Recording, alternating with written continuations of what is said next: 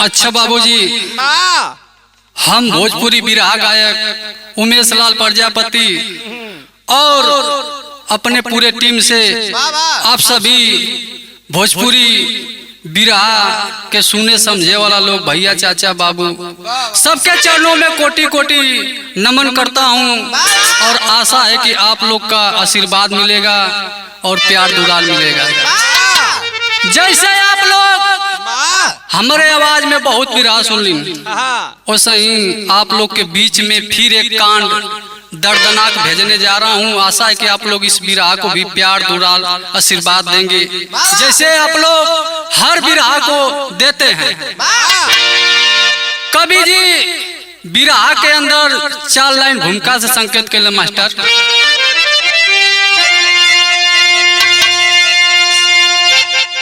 जिसके दिल में हवस की आग लगी,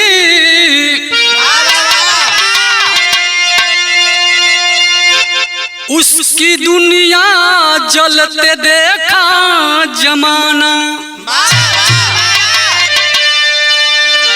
हवस में किसी को न मंदिर मिले,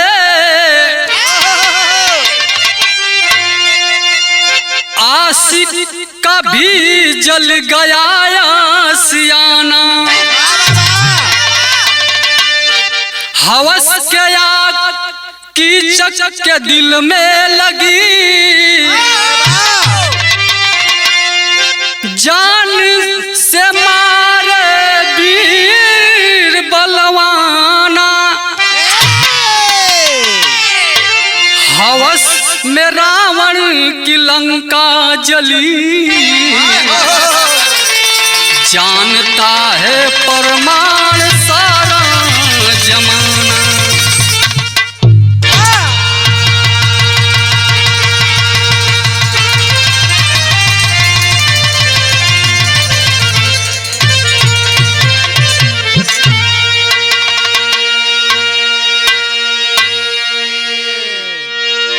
ए बाबूजी, कवि जी संकेत करना 4 लाइन हवस के ऊपर। जिसके जिसके दिल में अगर हवस की आग जलल, ओकर दुनिया उजर गई। प्रमाण में आप लोग देखता हुआ आज के डेट में जीवन होता। हमारे बिरहा में कवि जी बहुत सुंदर गजल का संकेत करत हुआ मास्टर। कौनो प्रेमी अपने प्रेमिका से कहता, का कहलस?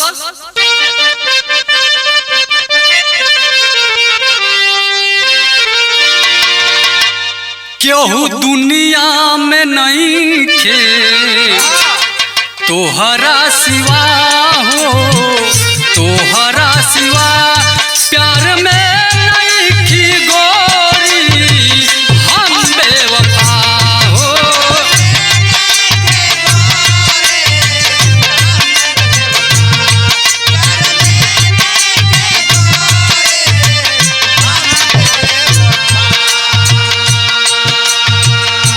लेकिन बिरहा के अंदर कवि जी कितना ऊंची लाइन लिखलन। जेके बाहर के आदत लगी जाला हो, मन बिगड़ जाला हो, ओके घर के खाना ना भावेला।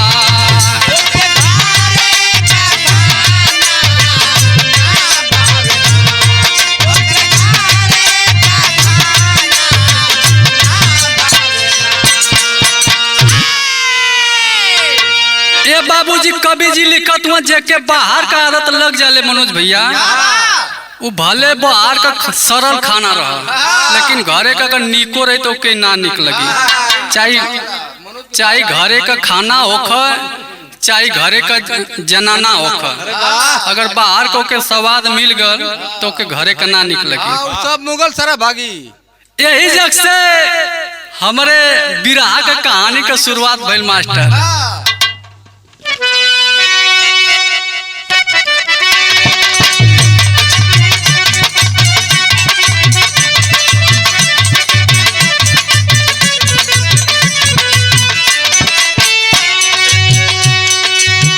इस समय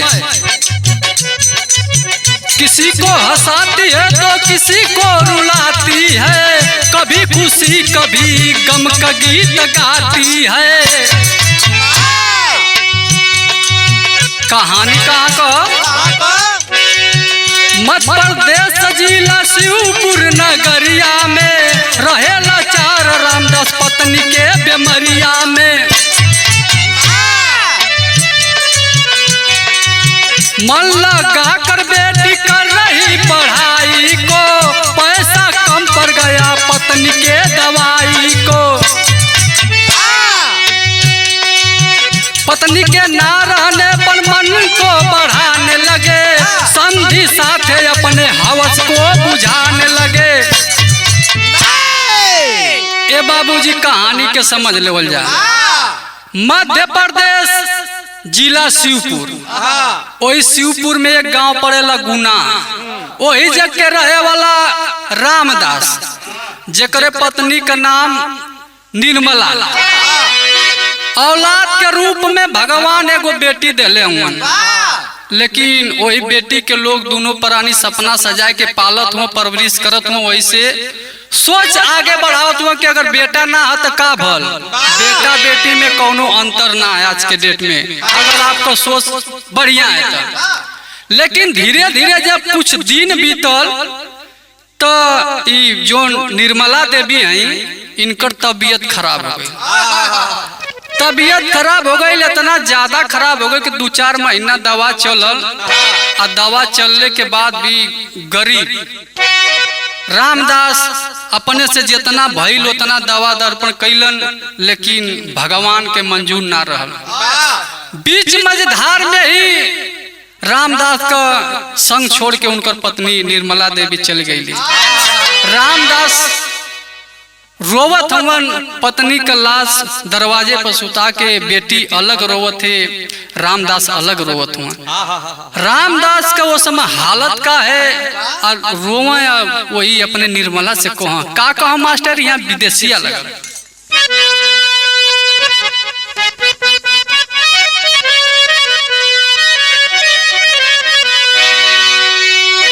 बीचे मझधारवा में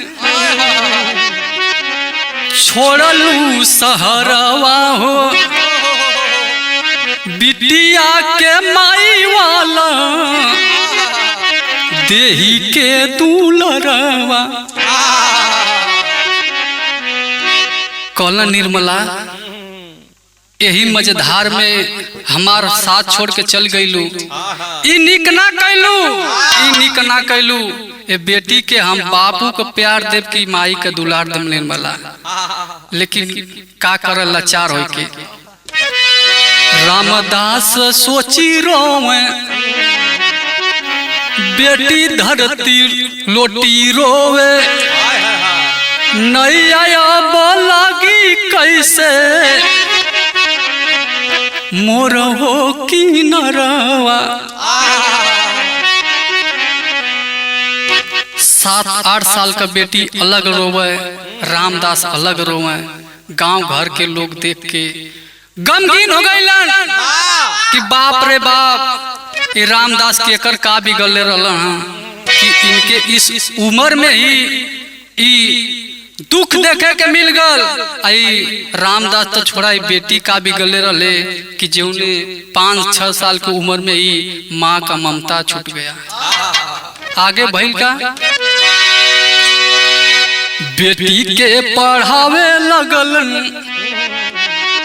सपना सजावे लगलन, अकेले अब जीवन के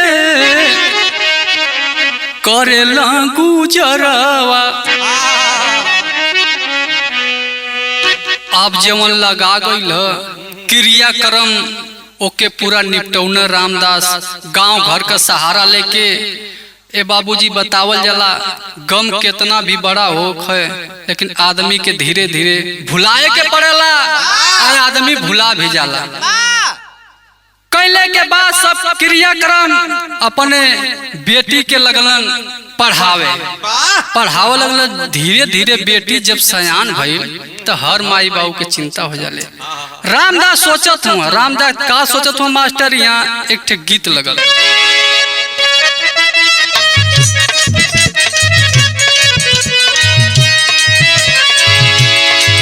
कौनो मेहरारू अपने मन से दूसरे राती के बेला में कहते ओम प्रकाश भैया यह कह सिहरे बदन राजा बिगड़त मन राजा रतिया के।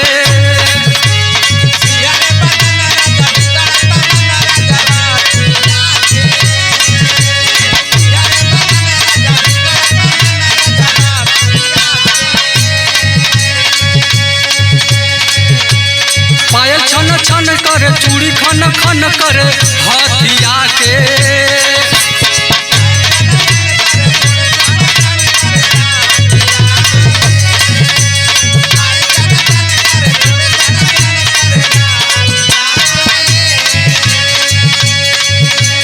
सिहरे बदन राजा बिगड़त मन राजा रतिया के। पायल छन छन करे चूड़ी खन खन करे हथिया के। कही दधाई राउर गोर लीना, कही दधाई राउर गोर लीना। बाटे कमर कमजोर पिया छोड़ दीना।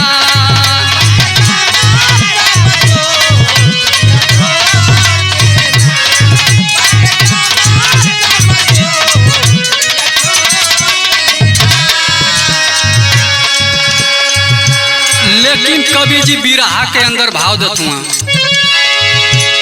बिटिया सयान भली निदिया हराम भली आँखिया के।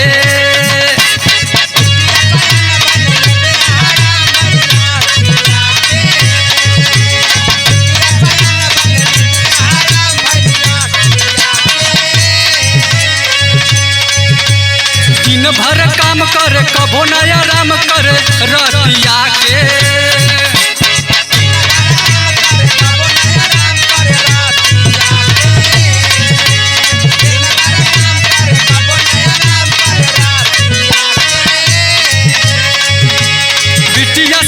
भली निदिया हराम भली आँखिया के। दिन भर काम करे कबो न आराम करे रतिया के। कैसे के मारा वाछवाई ना, कैसे के मारा वाछवाई ना। बारे दहेज के बीमारी कहाँ जाई ना।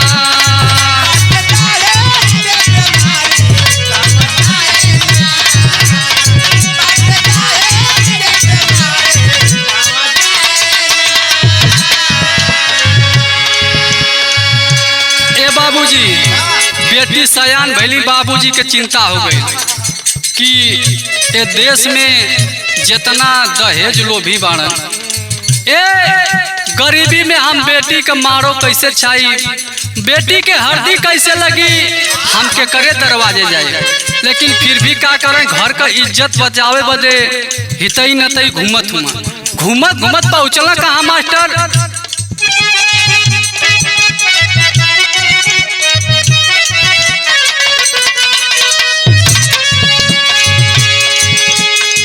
लाल सिंह से ठाली हल पगड़ी उठाई।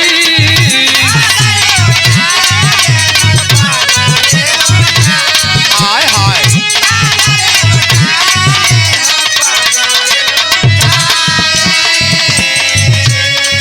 अपने वो बेटा से कोई सगाई।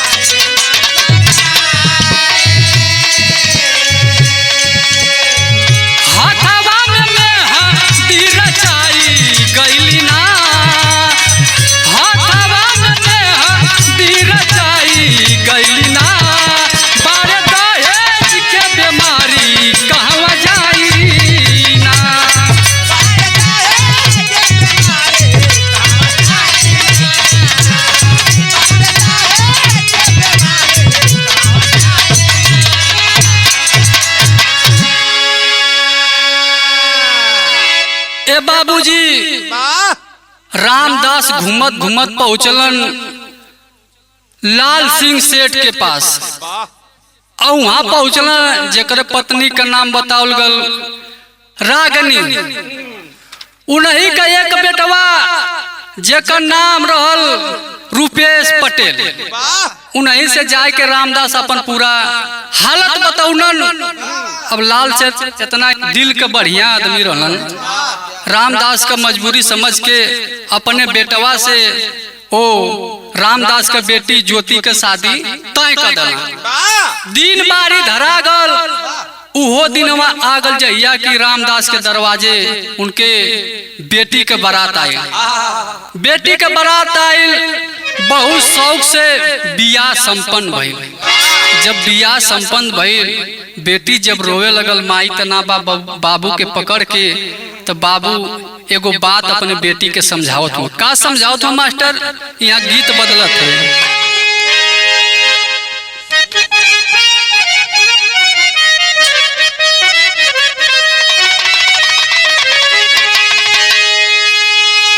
ये गीतिया के भरत शर्मा गौले, बहुत ही दर्द विरादक गीत है। का गौले जनती जे चारल जैबू आग में दहेज के पाप नाही करती बेटी, पाप नाही करती बेटी ससुरा में भेज के, पाप नाही करती बेटी।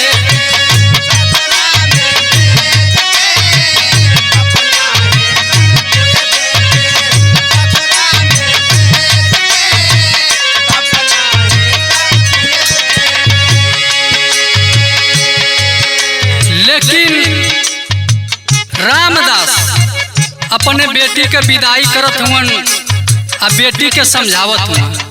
का समझावा मास्टर?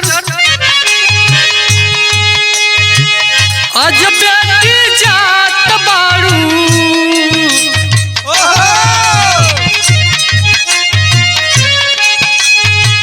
अज बेटी जात बारू अंगन हमर छोड़ के, सबही से रही है बेटी, सबही से रही है बेटी नातायापन जोड़ के, सबही से रही है बेटी नातायापन जोड़ के, सबही से रही है बेटी नातायापन जोड़ के, सबही से रही है।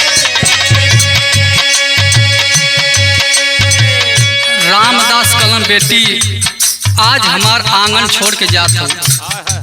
जौने आंगन में जात हूँ ओ परिवार में जे भी रही ओसे आपन नाता जोड़ के रही।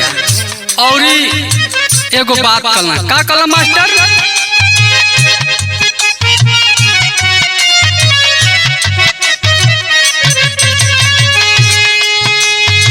ससुर जी के मानी हाथू आपन मतारी,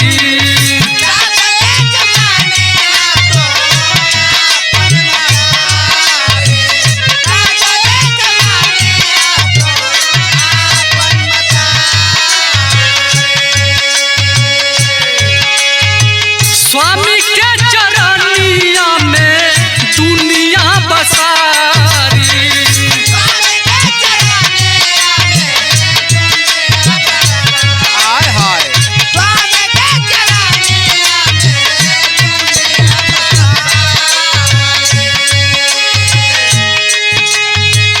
बड़ छोट के लाजा करिहा आंचल के ओढ़ के, बड़ छोट के लाजा करिहा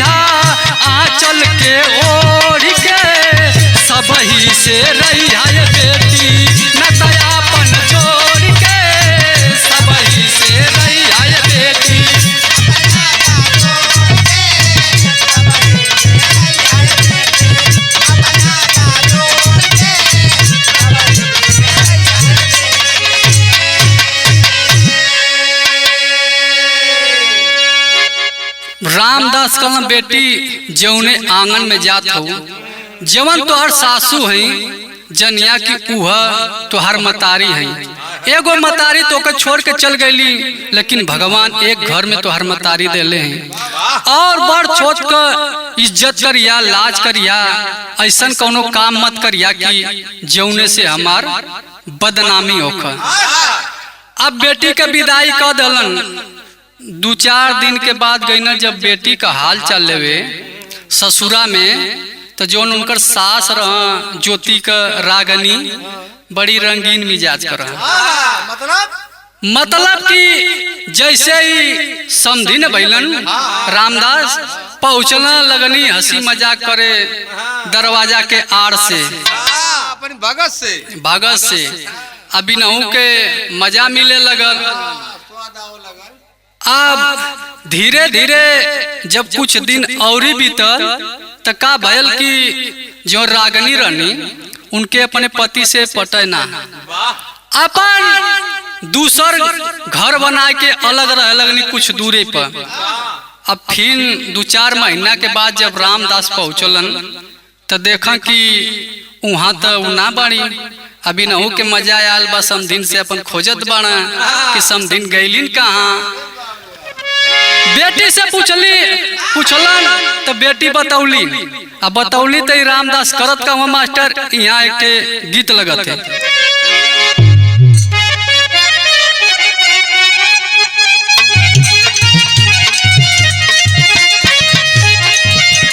कौनो मेहरारू का मरद मनोज नियम मिल गल, वो अपने में मस्त रह, मेहरारू से कौनो मतलब ना, ओकरे पर 9 पड़त बा कि 6 पड़त बा। मेहरारू का मन देखल जा। ऐसा ही एक दिन पहुँचली इनके घरे तो इनकर मालकिन हमसे कहली का कहली, ऐसन मिलल बा भातार दर्द बुझे ना हमार।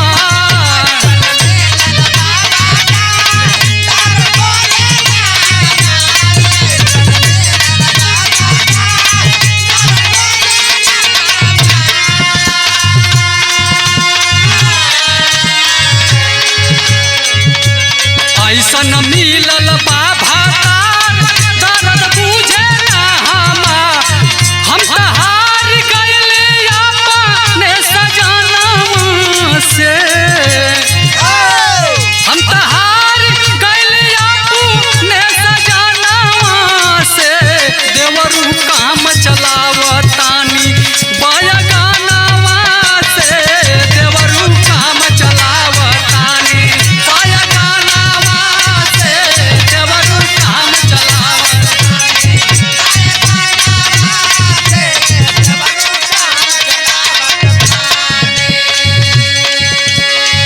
लेकिन रामदास पहुँच के अपनी समधिन के घरे समधिन से एगो बात कहला का कहला, एगो कही तोह से बात धल समझी हमर हाथ।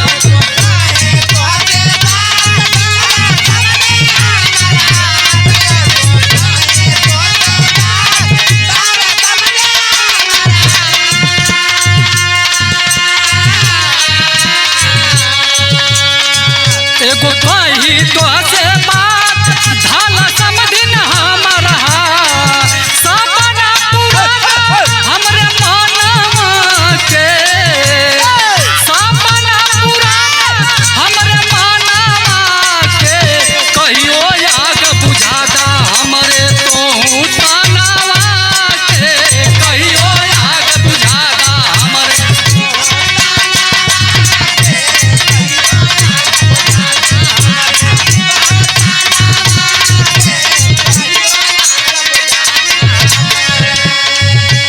रामदास अपने समधिन से कहला कि तू यहाँ घर में अकेला बारू, हम अकेला बानी, तो कहे ना एक काम कर तू हमार साथ दे, तोके भी मजा आवत हमके भी मजा आवत। अभी रागनी सोचलस कि ओहो लगत कि मुर्गा फसल चाहत। अब रागनी कैलिन का फसाइल मुर्गा गोरी दानावा के डाली।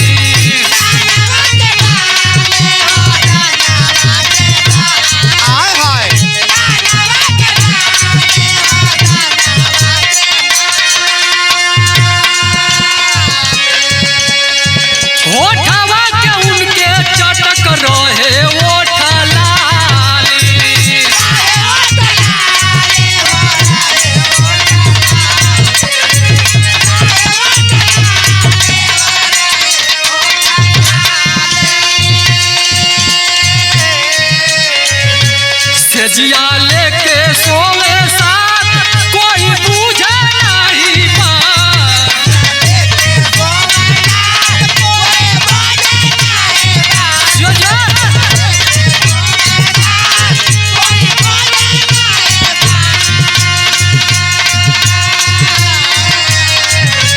सजिया लेके सोवे साथ कोई बूझे नहीं बात। रसवा चूसाइल बाउना के जो बनावा के कहियो आग बुतादा हमारे तू तानावा के कहियो आग।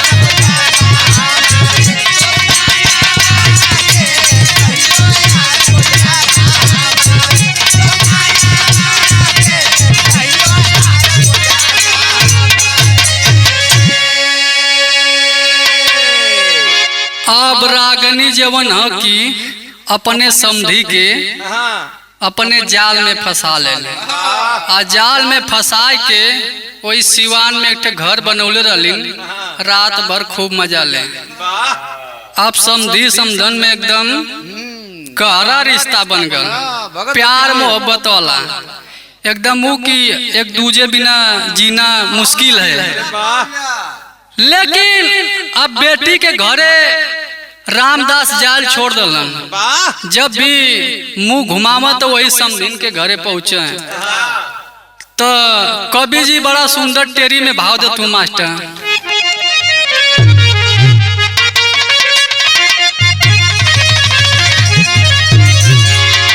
अरे मोरे राम 55 में पायल सजिया पर बाजल। अरे मोरे राम 55 में हो 55 में। अरे 55 में पायल सजिया पर बाजल। भूख मिटा दिया है दिल की हुई घायल। अरे हो घायल, अरे हो घायल।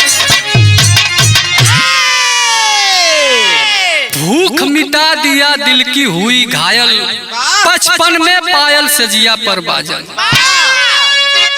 ऐसन आगे हवस का फेंकू भैया ओके जे बुझा देलस। वो चाहे लड़का होखे, देवर होखे या तो बाप होखे, अब ओसे बढ़िया ओकरे दुनिया में केहू ना लगला। यही से रोज मर्डर होता और ड्रम में भरात हो लोग। लेकिन जब धीरे धीरे कुछ दिन 6 महीना बीतल तो एगो घटना और घटल। घटना कवन घटते मास्टर? कवि जी गीत बड़ा बढ़िया देते हैं बिरहा के अंदर।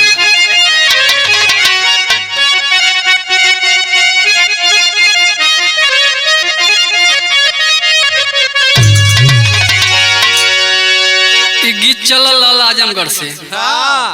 अरे अय्या का पागला गइलू ना हो, अय्या का पागला गइलू ना।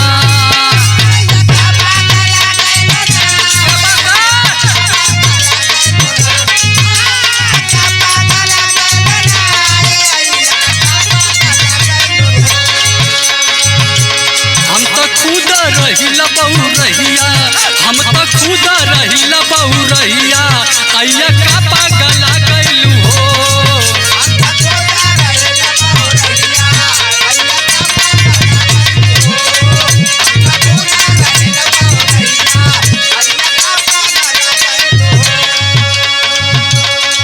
लेकिन बिरहा के अंदर होत का मनवा भारी गइल ना हो, मनवा भारी गइल ना।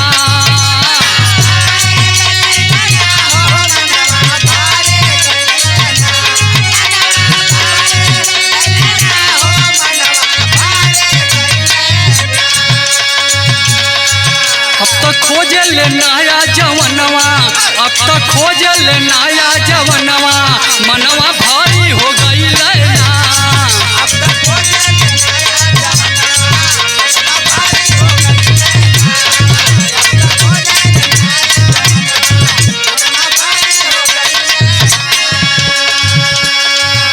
अब रागनी का दिल उनके समधीन से भर गया। जब भर गल तो नौजवान के तलाश में भइल। जब नौजवान के खोजे के चक्कर में पड़ल तो होत का मास्टर?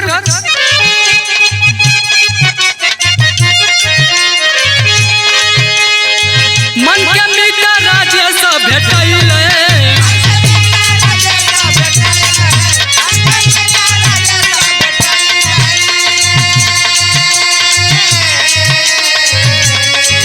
उनसे खूब हो मजा आइले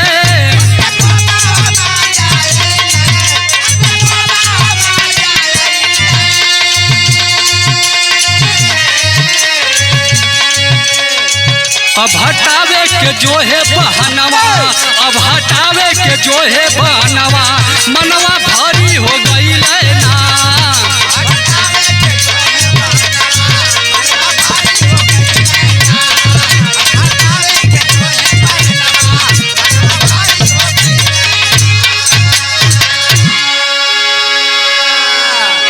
अब रामदास से जब मन भर गल तो सोचा कि अब इनके हटाई अब दूसर कौनो नौजवान पटाई शायद ओकरे में कुछ अलग स्वाद होकर तब बतावल जाला कि ढूंढले पर तो भगवान मिल जाना इंसान का कौन बात बा खोजत खोजत उनके भेटाइल के राजेश सिंह अब भेटाइल 20-22 साल का नौजवान एकर ता आदत पहले से रहल उनहु के पीछे लगल दाना डाले धीरे धीरे उनके फंसा लेला जब फंसा लेला तब सोचे कि अब रामदास के अपने रास्ते से हटाई तो करत का है मास्टर पापड़ में भाव लगल तिरिया चरित्र रामदास के देहली पढ़ाई हमर भाई हो अरे तिरिया चरित्र रामदास के देहली पढ़ाई हमर भाई हो कर के बहाना देवे ले सफाई हमर भाई हो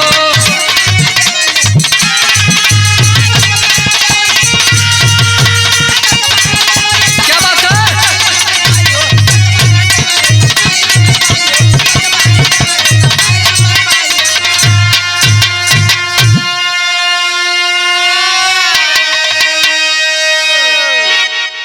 एक दिन राजेश सिंह घरे आइलन वही टाइम हर से रामदास भी पहुंच गइलन अब लगल रागनी बहाना करे कह कि हमार भाई हुवन आ उन्हीं के समानवा कह कि हमार फ्रेंड हुवन रामदास के समझी हुवन लेकिन बहुत जल्दी हमान का जीवन शादी करे वाला है जा तो रामदास तक खुश हो गइलन कि चला एक सारो मिलल लेकिन वो तो सार ना बा अंदर से कुछ और ही रहल उनके सामने बस बहाना कल भइल का बहुत जल्द हम दोनों करने वाले शादी हो लेके सो गई घर में खुला आजादी हो अरे रात भर खूब प्यार दिखाई हमर भाई हो करके बहाना देवेले सफाई हमर भाई हो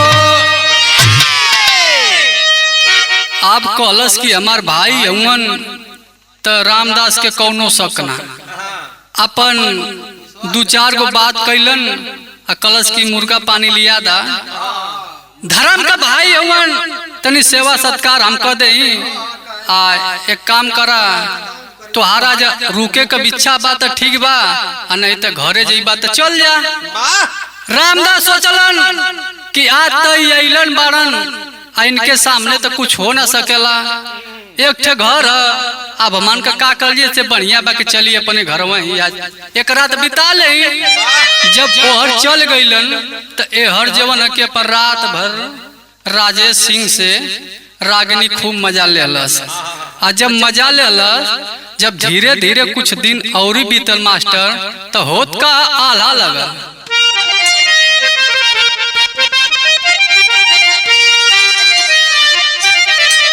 हाय राम अरे नारी के भेद नहीं भगवान जान पवल भैया कैसे के जानी है हो आज के इंसान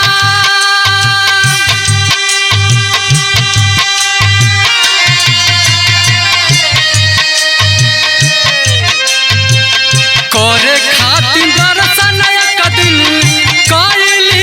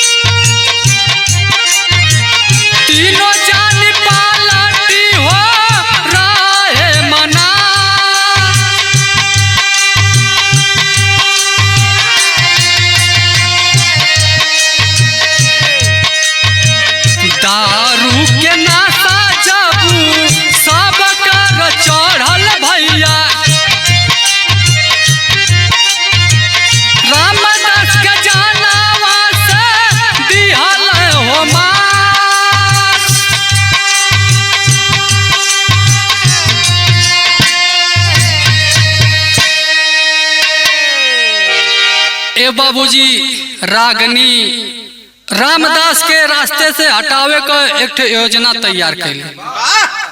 एक दिन दर्शन करे मैहर जाए का प्लान कैली और बोलवली रामदास के और अपने जवन सबके सामने भैया का रात का सैया बना हुआ उनके और उनके 2-4 गो दोस्त के गए लोग दर्शन करे और दर्शन करके जब शाम का उतरलन तले हल्ला हुआ डार्लिंग आईबी 2-4 गो में बियर चखना लेके चल गई ना पहाड़ी पर। अब पहाड़ी पर जाए के लोगों लगना पार्टी मनावे अयो पर रामदास कलन किया तो मौज खूब आवत बापन साला के संगे न पियत रहलन और उनके का मालूम कि घर में कौन कांड होता।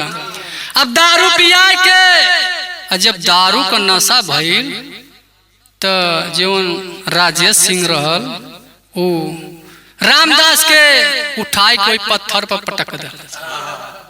जब पत्थर पर पटकलस तो रामदास के होश कहाँ, दारू के नशा में बेहोश रहला।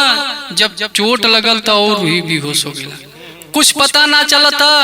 और वहाँ पर जो पत्थर 2-4 थे उठा उठा कर एक एक करके उसके सीने पे सर पे सब मिलकर फेंक दिए और घाल करके चले गए। वहीं पे तड़पता रहा। कुछ देर के बाद रामदास जो था इस दुनिया को छोड़कर चला गया। जब एक दुनिया को छोड़कर चला गया तो धीरे धीरे जब सुबह भई, जब वहां पे सब टहलने वाले गए तो देखें कि एक लाश पड़ी है। तुरंत शासन प्रशासन को खबर दिए। वहां पे दरोगा जी पहुंचे और उस बॉडी का जांच करने लगे तो वहां पे कोई सबूत नहीं मिला। जो मैहर के सीढ़ियों पर सीसीटीवी कैमरा लगा था उसको जब देखा गया तो उसमें सब लोग चारों लोग साथ में दिखाई दिए। साथ में दिखाई दिए तो उस तस्वीर को पेपर में लिखवाया गया और सोशल मीडिया पे चलाया गया। तब तक ये वीडियो के जोन ओकल रामदास का बेटी ज्योति रहली देखली। और जब वीडियो देखली तो पूरा अपने परिवार में देखौली और नाम से पहचान गई और अपने सास के भी पहचान गई। तुरंत थाने पे फोन कैली, दरोगा जी से बात कैली। दरोगा जी सबको बुलाए तो दरोगा जी जब लड़की से सवाल किए कि तुम्हारे पिता की मौत क्यों हुई और ये जो मारने वाले हैं तुम बता रही हो कि तुम्हारी सास है, तो लोग मारे क्यों, इसके पीछे राज क्या है। तब वो बेटी अपने बाप के प्रति बता रही। क्या बता रही मास्टर? खड़ी लगी। अरे रहल पागल नाही मानल मनवा, तिरिया कारण साहब बाबूजी के गईले जनवा।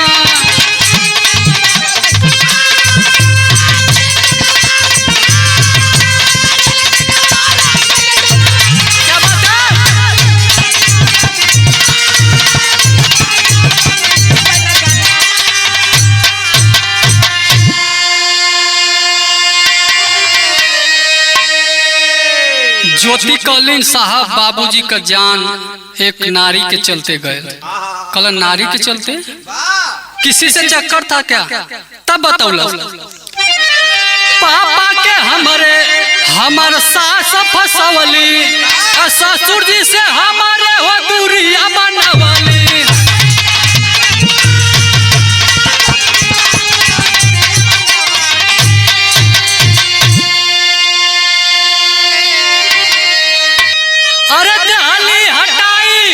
जब भर गईल मनवा, तिरिया कारण साहब बाबूजी के गईले जनवा।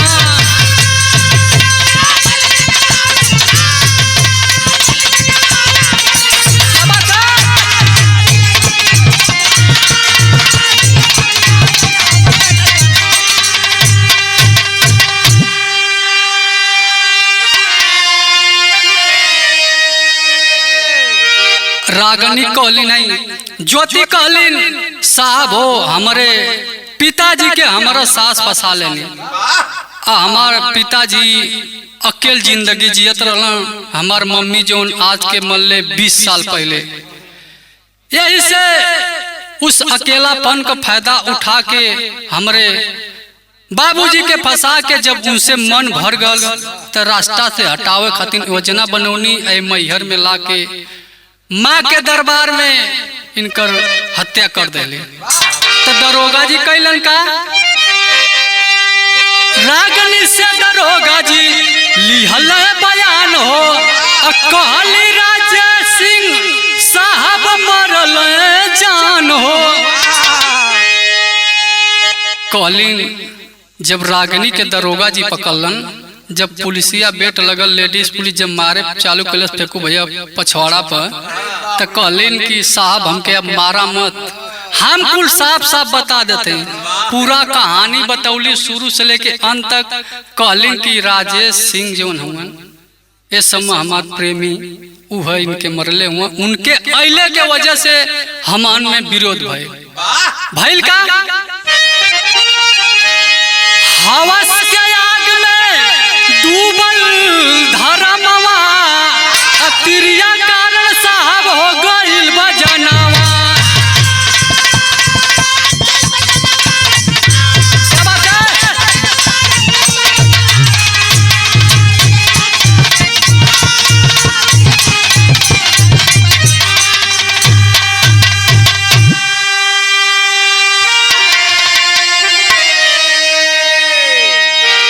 सारी सच्चाई को दरोगा जी जान गए। उसी रागनी के मोबाइल से फोन करवाए राजेश सिंह को, और जो साथ में साथी थे सबको उसी के दरोगा जी से कहने के आधार पे रागनी सबको बुलाई और दरोगा जी सबको हथकड़ी लगाकर जेल लेकर गए। और एक हत्या के मामले में सबको चारों को जेल में डाल दिए। यही से हमार विरह समाप्त भइल। गुरु घराने का पर्चा लगल मास्टर। गुरु बिहारी गुरु गणेश